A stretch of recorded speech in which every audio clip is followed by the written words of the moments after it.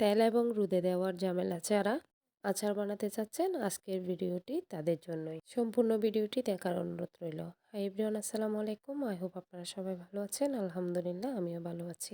ব্যতিক্রম পদ্ধতিতে আজকে দেখাবো জলপাইয়ের চাটনি আচার। সচরাচর আমরা সবাই জানি জলপাইয়ের আচারে হচ্ছে তেল ডুবো ডুবো করে রাখতে হয়। এখানে খুব অল্প পরিমাণের তেল দিয়ে আমি কিভাবে আচারটা বানিয়েছি সেটা নিয়ে থাকছে আজকের ভিডিওটি। যদিও এই জলপাইগুলো ছিল আমাদের গাছের, প্রায় ১-১.৫ মাস আগের বলা চলে। আমি ব্যস্ততার কারণে আচারগুলা তৈরি করতে পারি নাই। ফ্রিজ ওপেন করে দেখি হচ্ছে জলপাইয়ের খুব বেহাল অবস্থা।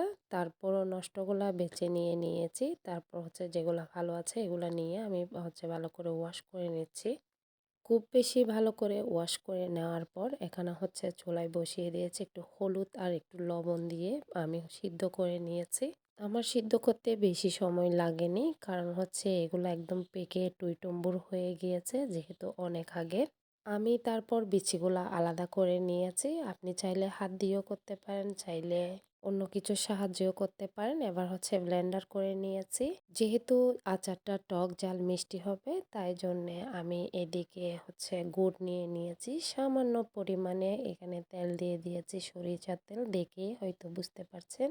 ফ্লেভারের জন্য 2টা এলাচ, একটা তেজপাতা, একটা দারুচিনি দিয়ে দিয়েছি। একটু পরে এগুলা উঠিয়ে নিব। এখন দিয়ে দিয়েছি হচ্ছে চিনি, যেহেতু গুড়টা একটু কম হয়েছিল তাই জন্যে। এই তো এই জিনিসগুলো আমি তুলে রেখে দিচ্ছি। গুড় এবং চিনিগুলা যখন হচ্ছে ব্রাউন কালার হয়ে গিয়েছে, আমি জলপাইয়ের কাঠগুলা দিয়ে দিয়েছি। এখন ভালো করে নেড়ে চেড়ে জাল করে নিব। খুব অল্প আছে জাল করতে হবে কিন্তু। তারপর দিয়ে দিয়েছি সিরকা, তারপর লাল মরিচের গুঁড়ো, হলুদ গুঁড়ো, ধনিয়া গুঁড়ো, জিরে গুঁড়ো, গরম মশলা, এক এক করে সব উপকরণ দিয়ে আবারও আলতো হাতে খুব সুন্দর করে মিক্স করে নিব। আবারও বলছি, খুব সাবধানে জাল করবেন, কিন্তু খুব অল্প আছে জাল করা লাগবে। সময় ধরে আস্তে আস্তে নেড়ে নেড়ে ওই যে পাঁচফোড়ন গুঁড়ো করেছিলাম, পাঁচফোড়ন গুঁড়ো দিয়ে দিয়েছি চিলি ফ্লেক্স। এবার ভালো করে সময় ধরে আমি নেড়ে নেড়ে জাল করে নিব খুব আলতো হাতে। আমার আচার হয়ে গিয়েছে। এখানে আমি হচ্ছে লাস্ট প্রসেসিংটা করে নিচ্ছিলাম।